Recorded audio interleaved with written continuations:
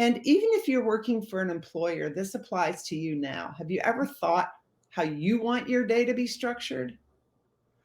Not only how you want your day to be structured, but really how you want to create that day within what it is that you're doing. And I think that that is something that most perhaps people don't really understand, that the extent to which we really are in the driver's seat, even if you're working for someone else. Right.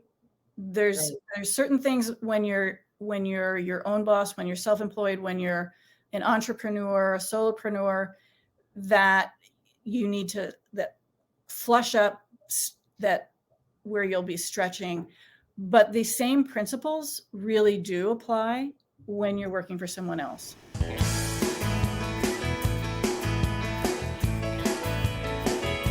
This is Emily Harmon, host of the Onward Podcast. Welcome. If this is the first time you're listening to the Onward Podcast, I appreciate you, and I hope you enjoy this episode.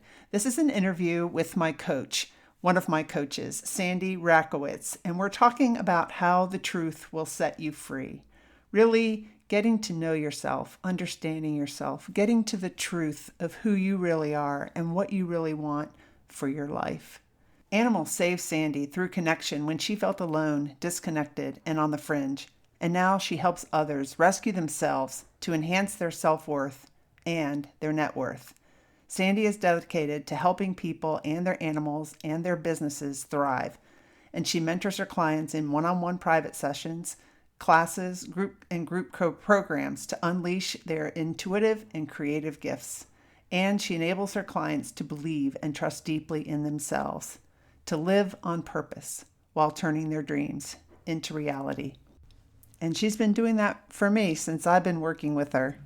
Thank you, Sandy. I appreciate you. This Onward Podcast episode was broadcast live as a special episode on Veterans Day in 2021. And now it's being published as a regular Onward Podcast episode. So you'll hear me and Sandy talking to some of the people that were watching because they were posting comments and engaging in the conversation. If you haven't done that, try it. I go live most Wednesday nights at 7:30 p.m. Eastern. Just connect with me on LinkedIn or join the Onward Movement Facebook group. That way you'll get notifications as to when I'm going live. Hi, everybody. Welcome to a special Veterans Day Onward Podcast episode. I'm the host of the Onward Podcast, Emily Harmon, and I'm excited today to be talking with, I don't know who's going to be interviewing her, but talking to one of my coaches, Sandy Rakowitz. And I met her last January, and I've come such a long way in working with Sandy that we decided, well, let's talk about it, because some of the things that I've been through, I know other women go through, and even men. And if you're a man and have a woman in your life, what I'm going to talk about tonight, about how the truth will set you free, will resonate with a lot of you. So welcome. Please post in the comments and ask any questions that you want. And I'm going to bring Sandy on. Sandy, welcome. Hi there. Thank you. Thank you so much for having me.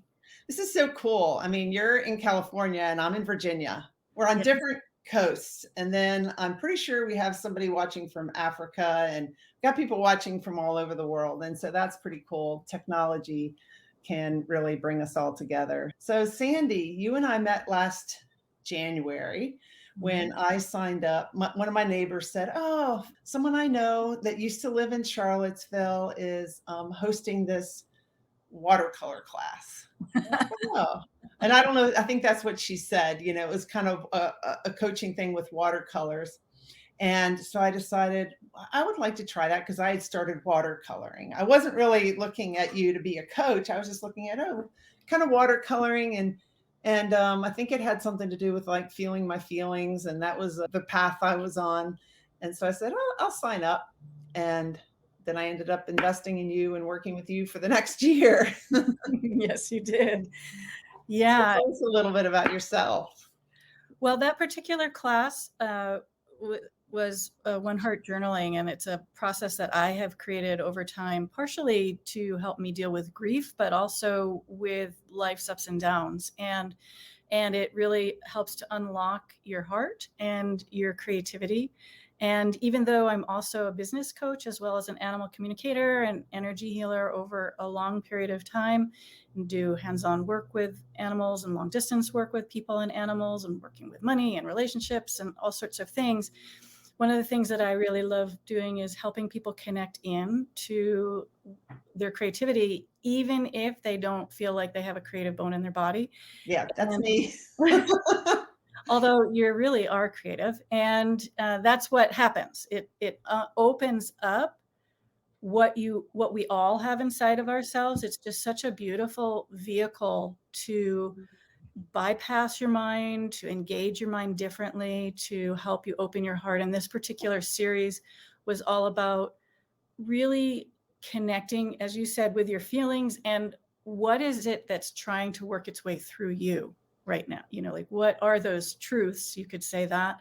What are those dreams that are coming up and through you, but that your mind doesn't always get? Right. Because our mind, our thinking mind, that's like, what is that, like 10% of our brain or something, but our thinking mind. And I have lived most of my life in my thinking brain, not in my feeling. And so we'll get onto that in a minute. One of the reasons I retired after working for the Navy for so long is I noticed that I wasn't feeling my feelings. I've told you that my drug of choice was busyness, and that way I didn't have to notice them or feel them or acknowledge them. And, maybe you want to talk about like what you remember me, how you remember me as being on the day that you interviewed me and we decided that we would work together. Who was that, Emily? Well, I think it would be good for you to also comment on what you remember from that time. One of the things that did stand out was that when I would ask you how something felt, you would literally just, it was like a deer in headlights. You would go blank. And it was obvious to me that you felt many things, but that your mind wasn't connected to what that was registering in your system or your body or your heart or your emotions. It wasn't that you didn't feel. And I remember saying that to you a number of times, especially really early on. It's not that you don't feel or you didn't feel. It's just that you weren't used to being able to have direct access to it and know what that was at the same time. Yeah. You'd say, what do you feel? I'm like, I don't know. I know what I think. I don't know what I feel. Where do you feel it in your body? I don't know. And why is that important? Who cares? Right. Right. Now I know why it's so important. Yeah. And I love the topic, the truth will set you free, because one of those truths is, what is it that's going on in your heart? And what is that? How that can actually unlock your truth, how that can actually unlock what it is that needs to come through you more readily. Like, you were seeking other things in your life than what you had been able to attain, right? And this was definitely for you a missing piece. It's not always a missing piece, but having that heart and mind contact, coherence and connection, having those pathways open and be in increasing balance is a beautiful thing. First of all, it's not always easy. It's sometimes messy. Like, I saw your post this morning. Do you want to talk about that? My former husband. Mm-hmm. Yeah, I'm sitting here, so I'm sharing my feelings now, right? I'm sitting here working out, feeling all grateful and joyful. It's Veterans Day. And then all of a sudden, my kid's dad comes to mind, and I just started bawling. And what I posted about was how grief just, so the old Emily would have just like gone and found something to do to stay really busy and not feel that. But I let myself cry and I shared about it.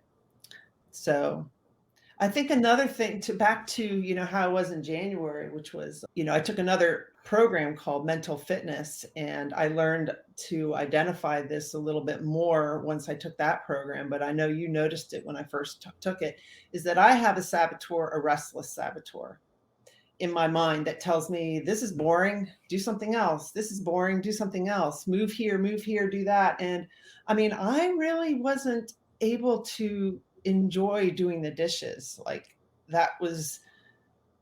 I wasn't able to be in the present moment enough to get some things done. I was just too kind of, I don't know if hyper is the right word, but I couldn't be and when I did the dishes, I was thinking about, oh, I should be doing this or I should be doing that.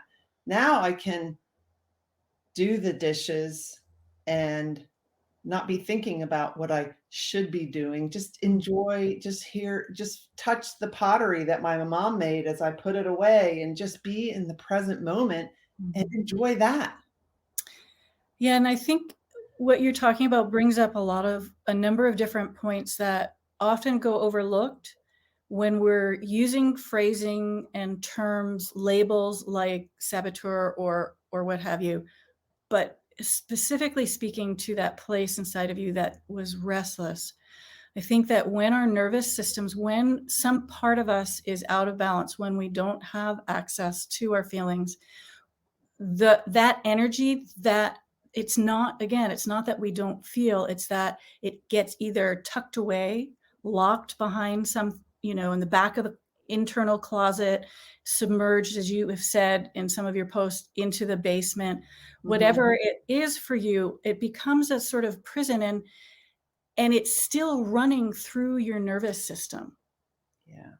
Underneath things. It comes out sideways, it comes out in different ways.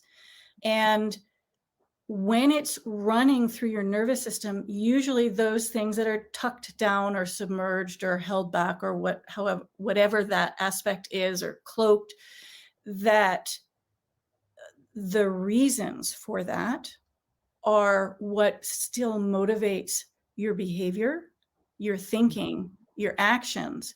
And it does create disruptions in your nervous system. And so for some, it could look like restlessness. So to me, I don't even like to, I really look at what words we use to describe everything. Like saboteur, that's a negative word. You don't Well, like.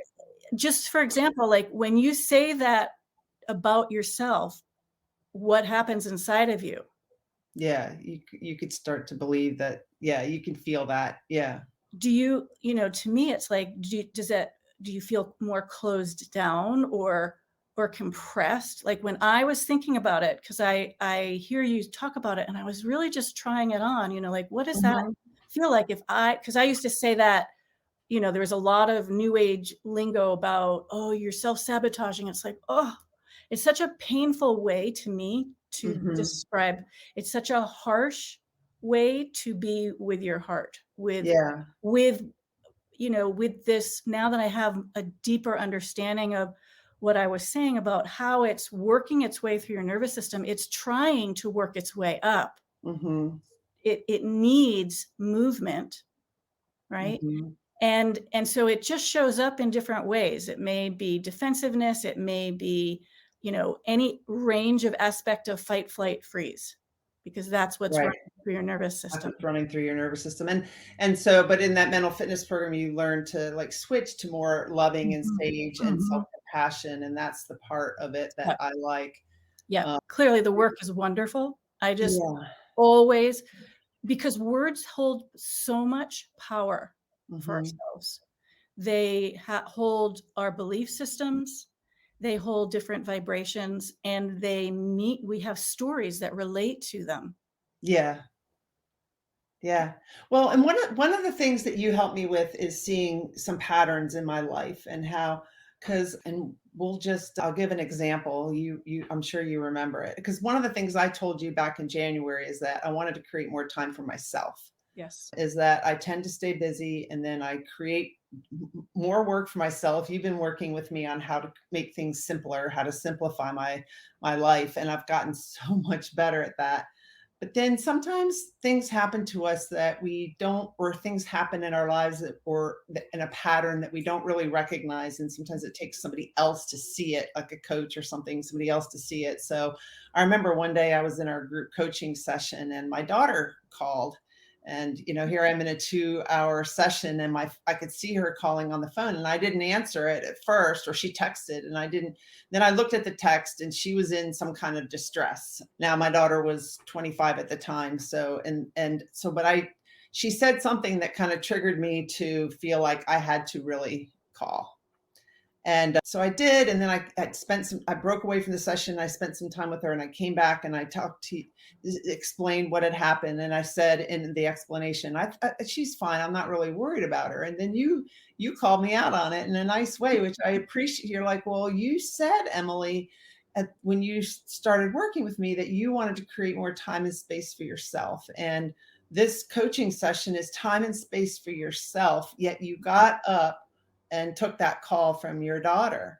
And that enabled me to have a conversation with my daughter to set some different expectations. Mm-hmm. And now sometimes when my daughter calls, she'll say, because I also tend to, and probably a lot of, especially women can relate to this. I tend to take my children's burdens on to me, even though they're not asking me to. Like she might call and tell me something, and then I just feel it and it weighs me down. And so now she starts the conversation, Mom, I just want you to listen. And that just helps me remember. And it helps her, it just helps me remember I don't have to take this on. She just needs somebody to talk to. So those are a couple of ways that I've worked with her and you to create more space for me. Yeah. And I think that, you're one of probably many, many, many, many thousands of people who have difficulty saying no, holding a boundary, clarifying that that's okay for me to have this space and time. Now, if it were an emergency and you really felt like it was an emergency, that's one thing. But in this case, you had talked about this, and it was just such a interesting shift in you into that part. It was really early on when we worked together. Yeah. The first month or two. Mm-hmm. And I think it goes deeper than just being able to say no, because if it were that easy, I'd say no. You'd say no, right? So there's other parts underneath it, and it's more, than a boundary than just being able to say something. It's what are those beliefs way underneath about you taking up space, about you focusing here, not feeding into something with her that was an enabling, perhaps, thing, that you're both now able to create. She's creating a boundary with you basically by saying, and saying what she actually needs. Right. Right. She's learning to speak up for what she needs. Right. And that when we're able to sit in that place in ourselves, we don't realize when we're wrapped up in the old pattern, the extent to which we kind of try to keep control or take over or fill our own needs with them, and how unempowering it is for them.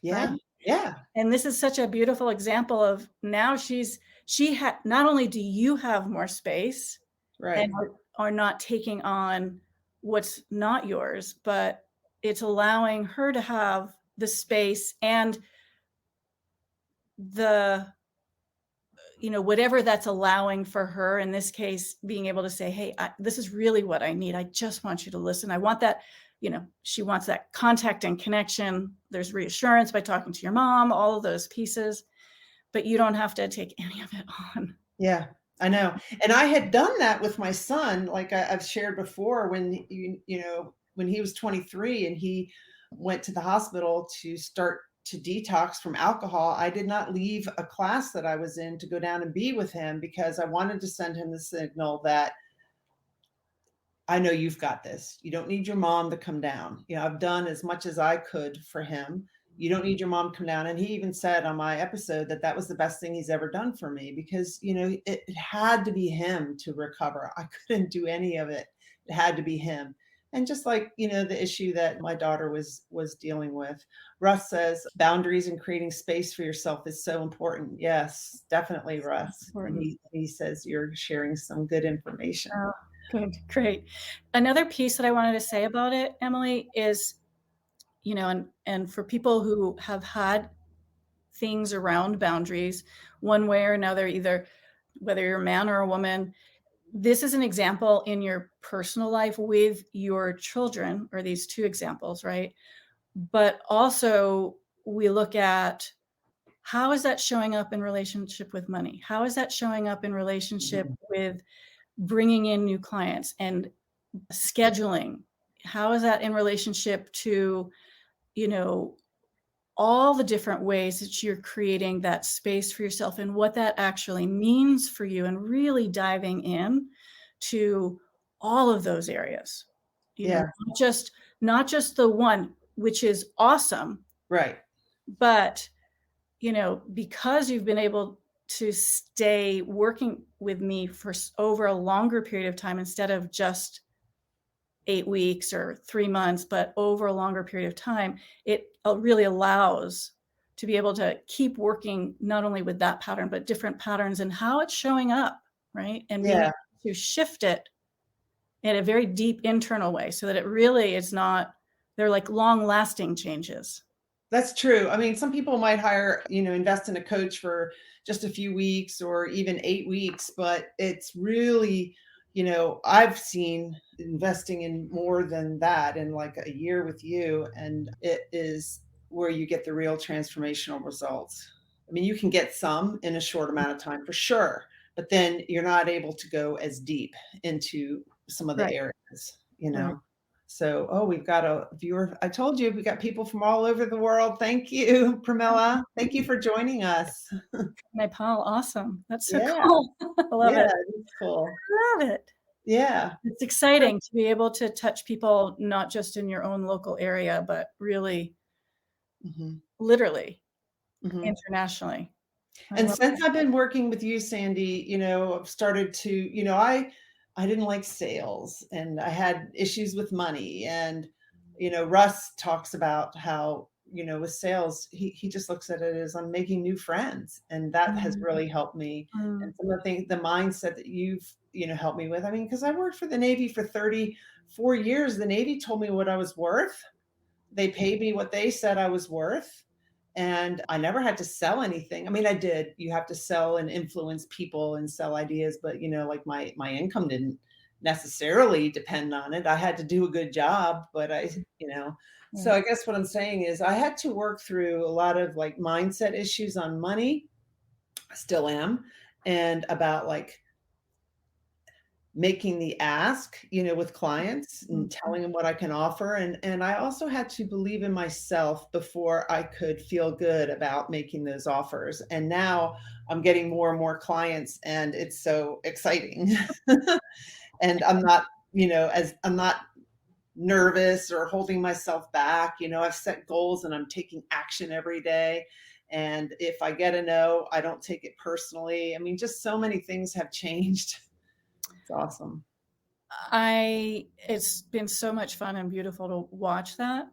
And one of the conversations that we had and that we talked about, especially in relation to Veterans Day, I want to bring up, if that's okay with you. Yeah. Because it relates to an older pattern. We were talking about in one of our groups about relationship with money, different aspects with that, and about our story, our gifts, our strengths, our stories. And one of the things that storytelling is a strong source of power. Absolutely. Totally. And one of the things that came up is that you didn't want to share about you felt very uncomfortable sharing about some of your achievements with the military. Yeah, very. And the word pride came up. Oh, it's prideful. It's both, like a lot of different words came up around that. Prideful, boastful, all these stories around it. And when we really unpack that, like the shift in that one day was so gorgeous to watch. And this is what happens. It's like when you tap into the key of it and it turns it literally. I mean, this is to me such a beautiful example of unlocking a truth from inside of you, that you can stand in your strengths and those gifts and have a, what I call a healthy sense of pride. Yes. Right. And in thinking about that again, I was wondering, I have some questions for you that I think would be interesting. Okay. And Put then me on the spot, guys. I have no idea what she's going to ask. and that is like just questions like, I always like to look at, well, how does this work in the moment while we're talking about it? But how is this really affecting all the different parts of your life that you're really wanting to be able to change and step out into, right? And in this case, it was with clients. So when you were holding that story about not being able to share these beautiful, powerful achievements and stories that go along with them, right? And what are some of the ways that it held you back from, for instance, where you are now, being able to get more clients, being able to ask for more money, being able to put yourself out there and connect with so many people through your work. So when you were holding that sense of pride and that older story, how is that not letting you come out more? It was not letting me take credit for my accomplishments, and it was not letting me see how my past work contributes to what I can do now. I was thinking, hi, Elizabeth. I was thinking to myself, well, I worked for the Navy for 34 years, put all that behind me. It doesn't even apply to coaching. I don't need to share any of my accomplishments from the Navy because I'm doing something completely different now. So it doesn't even apply. Therefore, I don't have to brag and share anything that says that I'm accomplished. Yeah. Yeah. So those places of, I think it does relate in some ways to our sense of worth, to our sense of value, like what is it that we're valuing at different times about different things in relation to different areas of our lives. And I think also, it's such an interesting contrast for you because your stories about, we had a conversation recently about sitting at the table with men in very high positions, right? It's like, you can do that. Yeah, I can do that. That's easy. I can speak up and do that. And learn so much about, how you word things. That was such an interesting conversation, to hear you say, I learned that if I said things this way, then it was so much more effective than if I said it that way in that particular setting. Right. You want me to explain that? Yeah. I was at a table with the Undersecretary of the Navy, and I had a seat at the table, and we were talking about something that wasn't really in relation to my actual job, but I had a comment to say based on all of my experience. And I said something at the same time a Navy admiral said something, and I outranked that admiral, but you couldn't tell because of my clothes, and he was wearing a uniform. They wear their rank on the sleeve. And I said, excuse me, to make a point. And he just made his point. And he got to make his point, and I didn't. And so that, helped me. I was aware. You have to be aware, and you have to be able to observe and reflect on that. And at that moment, the next time I made a comment, I just said what I wanted to say. I'm not going to say, excuse me. Women tend to say, excuse me. And for men who are here, know that and encourage them to take a seat at the table. Whenever you go back to work, you may notice that there's empty seats at the table. And a lot of times the women are sitting around on the side. So I had an assigned seat at the table, but I'm just saying, speak up. Mm-hmm. Yeah. Yeah. And for you to be able to use those skills and that inner sense of clarity and, some people could call it a centeredness, a confidence in your coaching with your clients. Yeah. as well as bringing people in. I mean, I think that is such a beautiful, potent, important skill range. It's such an interesting place to find those areas of, the ways in which you can find your power inside yourself without creating, resistance, not always possible, but when we hold that place inside of ourselves where we have a desire to enhance the relationship, where we have that desire to continue in relationship and not just make a defensive boundary, which is very, very different, which closes and pushes people away, which is what a lot of people think boundaries is all about. Right. But what you were doing is very different. Yep. Yeah. It's a different kind of boundary. It is really important. So then, one day you required me to turn my camera. I like to show my bookshelf. Isn't it nice? Well, I saw something behind you, like the camera either moved or I was noticing something behind you. And I was like, started asking you questions. And I was like, I know that this isn't your favorite thing to do, but you do have them up on the wall. So can we see them?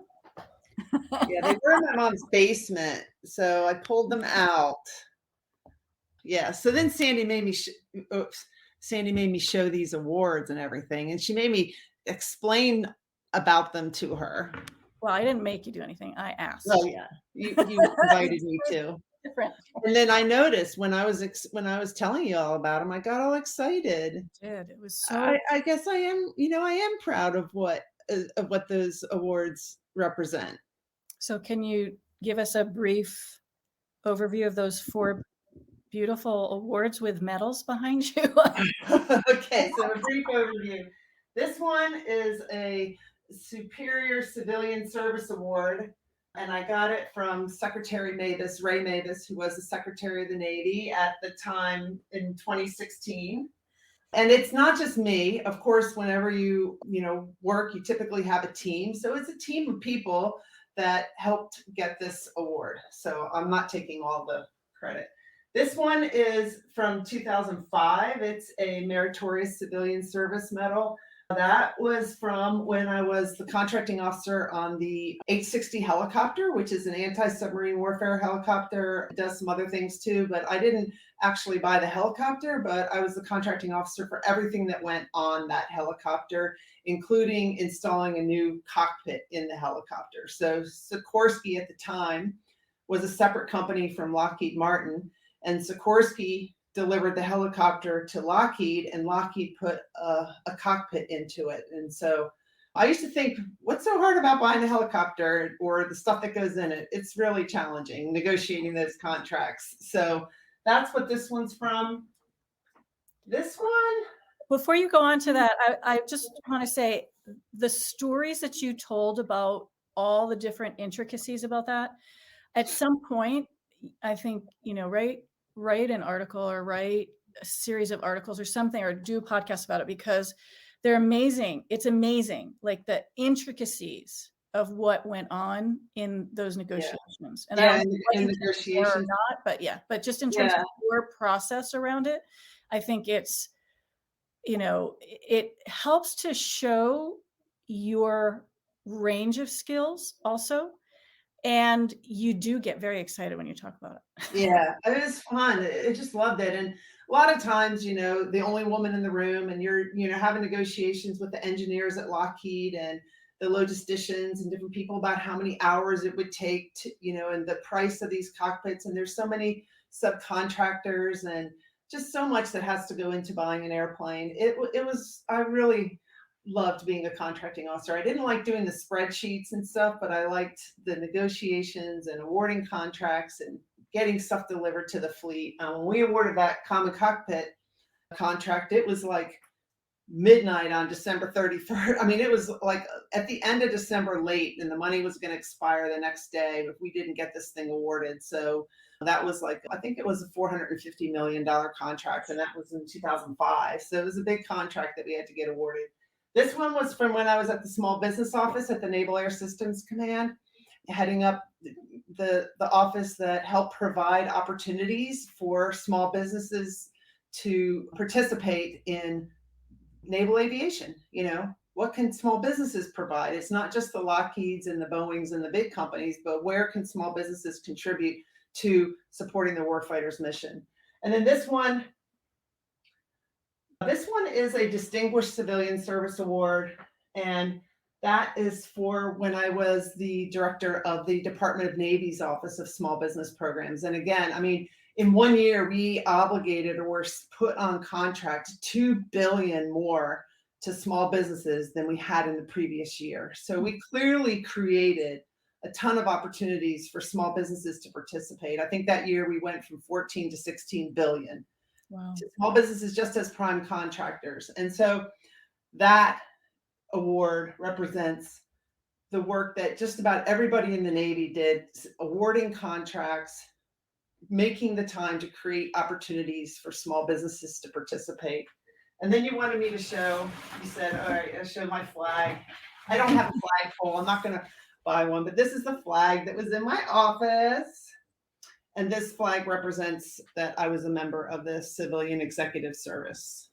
So, which is admiral equivalent in the Navy as a civilian. So that was a flag that hung in my office. And then we can talk about this book, Sandy. Yeah.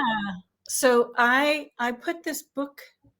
Well, someone said, this is a fascinating dive into coaching and self-scrutiny. Thank you to both strong, brave, beautiful women. Yeah, I wanted to share. I offered some free coaching sessions, and 2 people I met with yesterday that had never had coaching, never experienced it before. And they're like, wow, this is what coaching's like. Why would I, a retired senior executive, admiral equivalent from the Navy, why would I invest in Sandy for a year? Because there's still ways that I can improve. I can do all that stuff, but there's still areas in my life that I want to improve. I want to create a life I love living. And that means I'm not interested in the status quo. I'm interested in improving myself. I'm interested in self-mastery. That's what I'm interested in. Alex says, a lot of times we think that the things we do could have been done by anyone. That causes us to undervalue our skills and efforts. I fall into that trap. Yeah, you're right, Alex. I look forward to seeing you in Denver too. Haven't met you before. Yeah. So, thank you, Tony. And I also want to say what I see in you, and I've heard you express in addition to what you just said, is that you want to see others be able to do similar things, right? Yeah, that's what I want to help. Right. Like, I want to help, Sandy's a coach. I'm a coach. We all we want to help, and you got to find them. If you want to work with a coach, find somebody with whom you resonate, might resonate with Sandy, might resonate with me. We both know a lot of coaches. We'll help. We don't want to work with somebody that we don't resonate with. So we'll help you find a coach if that's what you're looking for. But if you want to accelerate results in your life, you can read books. I spent a lot of time reading books. In fact, one day, I don't remember when it was probably 15 years ago, I posted all these books that I had on organizing. And I said, why am I not organized? I've read all these books. That's what coaching will help you figure out. Right. And it goes back to what we started out talking about, like when you're in your head and you love to learn, you will take, read, or take classes, but not necessarily unlock what's been holding you back from being able to do that organizing or being able to or being able to do the things that you really want to do. So this might be a good time to put in some of the links. Yes. If people do want to get started with that, you can contact me at One Heart Healing Center.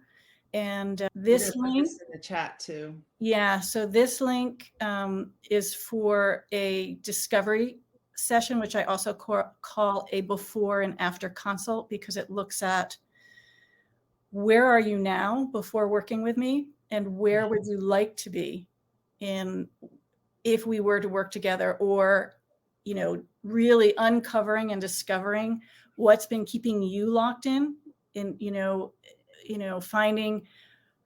really digging into finding out what those either dreams, desires, the vision, and a lot of people don't know what the actual vision is. That's part of what that process can help open up and uncover. It's so powerful to be able to really find what that is for you and be able to unpack and open that in that even just initial conversation. You learn so much. Oh yes, just that in conversation. that initial conversation. Yeah. Right? And so then what you want evolves, because, if you go to my website right here, which is where I have some coaching my website says something like, my dreams got buried under a mound of responsibilities. I didn't know what I wanted. I had never even taken a step back to say, what do I dream? What would I want to create in my life? And a lot of times we think, I would love to have this in my life, but I can't because of this, and this. And then the thing is, stop right there. What if you could? Why can't you? What are those limiting beliefs that you've taken on? How do you know you can't? And so what I wanted to create in my life, slowing down, I didn't know what this meant, but I knew that I wanted to do less and be more, but I really didn't even know how to be. And now Sandy said, I've said my drug of choice was being busy. And now Sandy has said, and it's true, my drug of choice is time for me. And I've created so much more time for me. But even the other day, I told Sandy, I want to create more time for me. I want to look at some of the things I'm doing that I can give to somebody else. Like I got a bookkeeper with Sandy pushing me. And I'm like, well, I can't have a bookkeeper yet because I have to do all this stuff and I have to get everything organized. She said, no, you don't. Because that was a limiting belief. No, you don't. That's maybe how bookkeeping worked years ago. So I have a bookkeeper now, the stuff's straight. I haven't had to enter one thing into a spreadsheet, which has helped create me time. And then I'm like, well, I want to go camping. I want to not work on Mondays and Fridays. I want to have my clients on Tuesdays, Wednesdays, and Thursdays. And even if you're working for an employer, this applies to you now. Have you ever thought how you want your day to be structured? Not only how you want your day to be structured, but really how you want to create that day within what it is that you're doing. And I think that is something that most perhaps people don't really understand, that the extent to which we really are in the driver's seat, even if you're working for someone else. Right. There's certain things when you're your own boss, when you're self-employed, when you're an entrepreneur, a solopreneur, that you need to flush up that where you'll be stretching. But the same principles really do apply when you're working for someone else. Some of the times when I meet with Sandy in group coaching, I paint. And some of these pictures, things that I painted, Sandy was nice. It's hard to see, but she gave me a book. She made a book of my paintings and sent it to me for my birthday. But my word for last year was, I had 2 words. I am conscious alignment. And I said, I am confidence, freedom, peace, love, kindness. And you may not feel that you are that 100%, but write it down, make that declaration, make that statement, live that way every day. And you'll start to believe it more and more. And then you'll start to be it. Right. And what's on the cover was actually from an exercise. I think it was one of the first things in the coaching group that I walked you guys through in January of last year, really about reflecting on the previous year. Yep. And looking forward, like gathering pieces from the previous year and what you wanted to bring forward into the upcoming year, and walked you through a whole series of things. And one of the things that I love to do is either people are writing and journaling, or taking that, into using watercolors, because it changes your experience of what you're writing when you either doodle and or paint and draw. So these are some of the things that from different classes and exercises that Emily was painting. And I think because you started with me with a watercolor class, that you had done watercolor before. Yeah. You have really continued that through the program, which is so cool. And on the back, you put my hearts, which these are the hearts that I was in Sandy's class painting these hearts. Did not know that the insurrection was happening at the exact same time. Right. We had class that morning. And of course, so we were in class. We had no idea what was going on anywhere else. And it just so happened synchronistically that we were connecting with different desires that were coming up through your own heart. And I was suggesting people paint hearts with different colors and was leading them through a whole series of things. And so that's what came up for Emily, which was just so profound, the timing of that. Ibis is Sandy's horse. And today, I believe it's today, is an anniversary with your horse, Sandy. So that's Ibis. And now you can't really see him as clearly because of the light, which is perfect because 2 years ago today, he passed away at the age of 37. I had him for 32 years. And, one of the things, how I started in all of this work is I was a horseback riding instructor and a trainer of horses. And when I got Ibis, now it's 34 years ago, I guess, doing that math correctly, he really helped me to deepen a contact into my heart and literally over time break open so many different defenses, so many different aspects of myself, and learning how to connect and communicate so much more deeply and fully. And that opened the doors into doing body work and energy work with horses and riders, and going to a 4-year professional healing school with humans, and doing Tellington T-Touch, and working with many different, what a lot of people call woo-woo stuff. But, part of what opened up was a depth of communication between us that assisted me not only in my own life and with him, but with other animals, and then being able to do that professionally with other people. And he helped me develop a lot of the work literally that I now do. And for some people, the connections and the pathway may seem quite odd. If you just look at, I do life and business coaching, how does that relate to being a horseback riding instructor and training horses? But the thread is the connection with animals. And anybody who has animals knows how deeply they touch our hearts. And there's Pearl.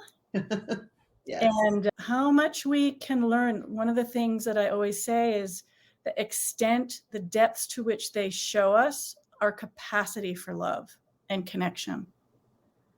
And part of the journey is being able to have that with our work, with money, with other people, in all the different areas of our lives. And so that you can create really what the depth and breadth and scope of what you desire and what you're meant to do, so that you can step into that and access that highest, not only vision of yourself, but really what is locked in everybody's DNA.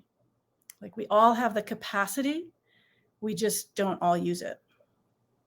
Yeah, we don't all use it. That's something, I told you that today and tomorrow I'm in this all-day spiritual immersion class, and it's about how we are humans we are spiritual beings in a human body, and we have connection to, we're all one, and we have that connection to the consciousness, universal consciousness. And you are able to connect. Somebody might say that's woo-woo, but you're able to connect with your horse, Ibis, and Ibis gives you a lot of insight. Yeah, it continues. And that's, he called himself the connector and the transformer of hearts. It still does. And the connection continues. So a lot of people, when we have somebody, whether it's a person or an animal who dies, we feel like we're very aware of the break in the way in which we're used to connecting.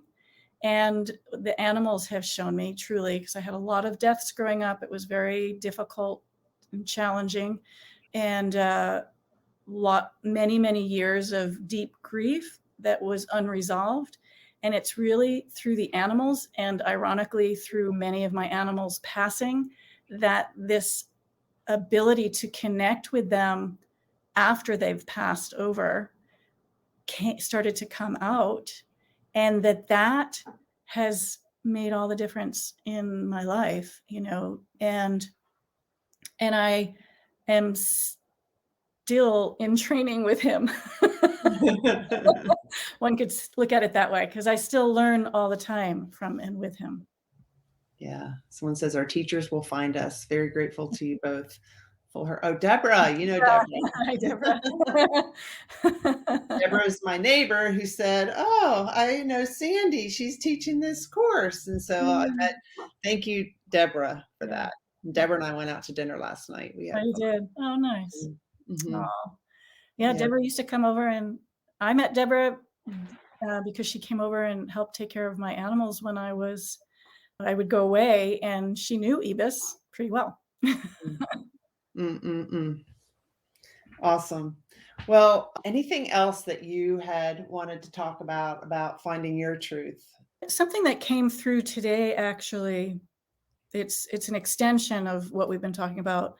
Something that came through, I took time off because it was the 2-year anniversary of Evie's passing. I wanted to take some special time for myself. And so I blocked off that time, and I knew that we were talking this afternoon. And as I went to the ocean, which is one of my favorite things to do. And as I was walking, I was really moved I was thinking about different kindnesses and acts of compassion, just seemingly small things that people had been doing during the day today, and how deeply touched I was, so my emotions, a little bit perhaps more cracked open than perhaps other days or months, because it's an anniversary. And I was just thinking about how kindness, like just saying something kind to something, really seeing and listening deeply to somebody and appreciating them, not just on a superficial level, but really on a very deep level, can just set something free in your heart. And that got me thinking about, oh, that's a way. Kindness and compassion for ourselves is not always as easy as it is to be kind and compassionate towards somebody else, and how that really truly is a way to set some truths free inside of yourself. Like that kindness can actually unlock and free your heart. That's really true. Yeah. And one of the things that I didn't do, I used to think it was because I was working for the Navy and I didn't have time, is I didn't really have a lot of deep conversations or anything. But now I see it wasn't because of the Navy. It wasn't because of an outside circumstance. It was because it was me. Mm. And it took me changing my way of being and creating that space so that I could have those conversations. We tend to, I think, look at our circumstances and say, well, it's because of that I'm this way, or that I can't do whatever, or, if my employees would just, work harder, or if my husband would just be nicer, or whatever. The only thing we can change is ourselves. So when we look into ourselves and our own heart and start to change, then our circumstances change and our world changes and our relationships change. That's where it starts. That's why I have coaches. Yes, me too. Mm-hmm. And the other thing is, if you're going to invest in a coach who is also being coached, because it's so important. Even coaches get coaching, right? Yeah, for sure. Yeah. Do you want to put the link up again in case people want to set up a consult with me? This is Sandy's website, onehearthealingcenter.com. And this is if you want to set up a free discovery call with her. And that's like, what, 45 minutes or an hour? Yeah. 45 minutes to an hour. And even if you don't end up, working with her, you're going to learn so much about yourself. Yes. And you'll probably end up working with her. And I just want to say also, as I'm looking at this, absolutely one of the most spectacular sunsets we've had in ages. I wish you could see it. Like the range of colors is phenomenal. Is that, we're in November and we're approaching the end of the year. And so, yes, there's the holidays, but as we approach that end of the year, we're also approaching the start of another year. And no matter where you live, it has been quite the year plus for people. And it's like, do you actually want the next year to be different? Do you want it to be whatever you want it to be, regardless of the circumstances you're in, regardless of what's happening in the world? And I think that's really what I love helping people come into, those places inside of themselves where you find those truths, you find those connections, which leads to confidence and belief in yourself, and which opens your own doors. And for some, just setting up that appointment might be a vulnerable and courageous action. Right? Yep. But you're worth it. Thank you all for watching. I appreciate everybody who joined us live, and for everybody who listens to this later when I publish it as a regular podcast, and to everybody who watches the replay. Sandy and I appreciate you. Yes, very much so. Thank you. And thank you, Emily. And thanks to everybody who's been joining in. And remember, you can listen to this over again if you want to reconnect into that uplifting state, which I really highly recommend. Yeah, that's a really good point. That's one thing I like about when you do your coaching is you send us the replay so we can, because sometimes when you're in the middle of coaching and I do one-on-one and group with you, everything doesn't always click. So it's good to go back and listen to it again. Oh yeah. You'll start hearing things. It's like, wait, I didn't hear that day. You said that. Yeah. Remember, that was a really good point. That happens over and over. Yeah. Deepening. So many awesome takeaways in this episode. I'll name just a few. Kindness can unlock your heart. Owning your accomplishments and talking about them is not bragging. Women, take your seat at the table. And men, make sure women get their seat and take their seat at the table. We talked about why investing in a coach is a good idea. And we talked about being intentional and how we're living our lives. How are you creating your life? Are you living the life that you love? And that changes as we get older, as circumstances change. But we have more control over our lives than sometimes we think. We can design, create, and live a life we love living. What's holding you back? Both Sandy and I are coaches. Reach out to one of us. If you don't resonate with us, like we said in the interview, we will help you find a coach. That is what has accelerated my success, and I wish the same for you. Let's move onward together.